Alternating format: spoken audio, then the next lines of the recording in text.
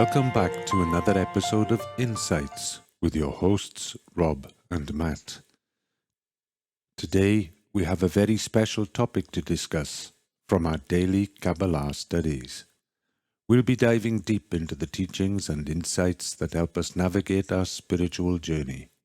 So, grab a cup of tea, sit back, and let's begin.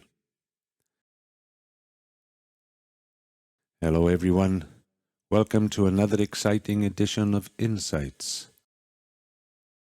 I'm your host Rob, and with me as always is my partner on this journey, Matt.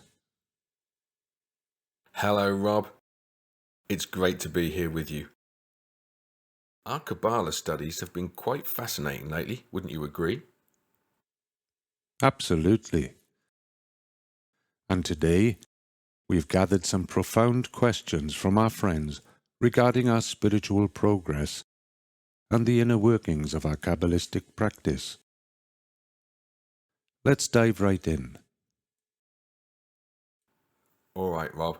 Our first question comes from a friend who asks, how do we know that we are working hard enough to rise above the ego? A fundamental question indeed. We don't need to focus on a specific measure of our efforts.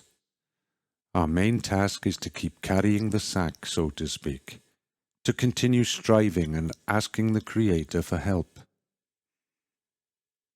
That's right.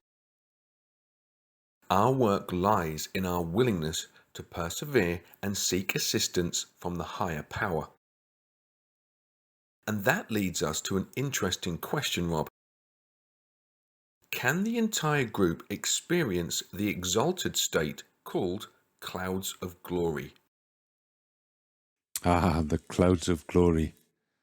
An incredible state indeed. While this state is experienced individually, the feelings and experiences we go through are shared with our spiritual friends. We are interconnected, functioning as a group, linked with one purpose, our connection with the Creator. Absolutely. And that brings us to another thought-provoking question. What are the conditions for walking above reason? Interesting question. To truly walk above reason, we must first understand and deeply feel that our work requires us to go beyond our logical comprehension. It's a conscious choice. And if we find ourselves in that state, we should humbly ask the Creator for guidance.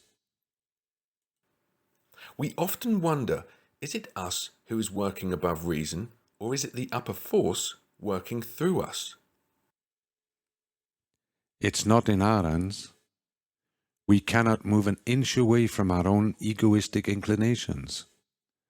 But through the force of faith above reason, the power of bestowal, we can take those small but significant steps towards our spiritual goal. Very true, Rob.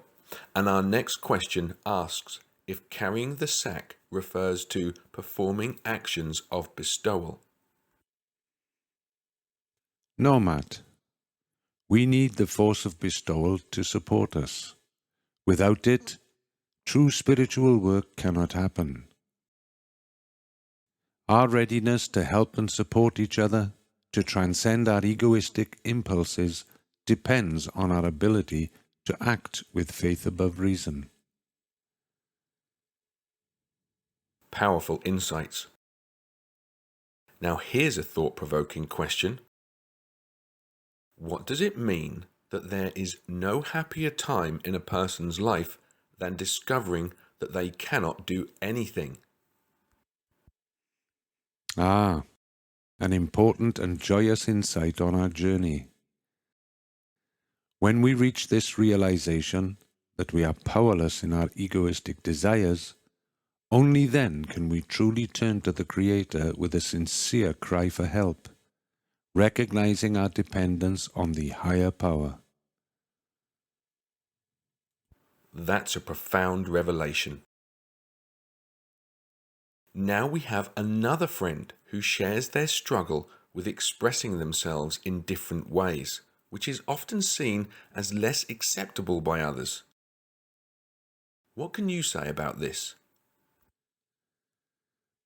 As seekers of spiritual connection, our focus shouldn't be on complaining about others, but rather on seeking guidance from the Creator to help us navigate our path, empowering us to bestow upon the friends on this journey. That's a powerful mindset.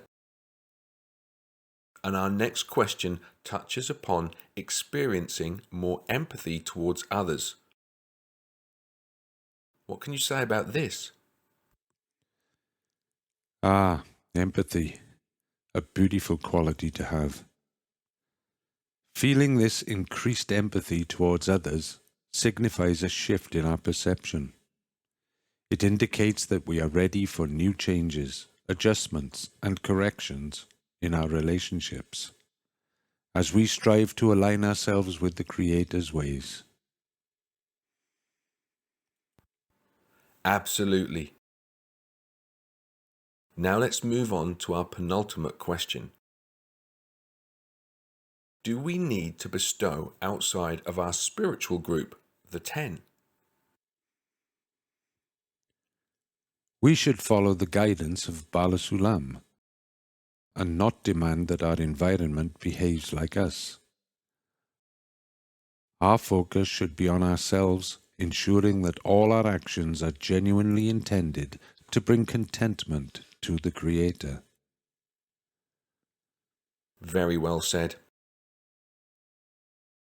And finally, our last question today asks how we can help our friends within the 10 on this path. What advice does Rav offer? Something simple yet profound. Rav tells us that we bestow to our friends through the power of example. By consistently acting with the intention to bestow, our friends can observe and learn. Our actions speak volumes, and that's enough to inspire and support them in their own spiritual growth. Truly insightful, Rob. It's amazing how these teachings offer practical guidance for our daily lives. Sadly, our time together is coming to an end. Rob, any final reflections? Matt, every time we delve into our daily Kabbalah studies, we unearth treasures of wisdom. Today's conversation has certainly been enlightening, and I'm grateful to our friends for their engaging questions. Join us next time as we continue to explore the depths of Kabbalah together. This is Insights with Rob and Matt, signing off.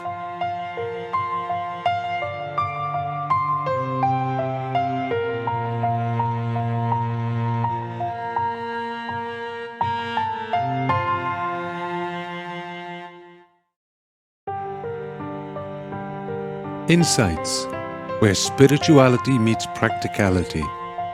Discover, learn, grow, remember, like, subscribe and share. See you in the next episode.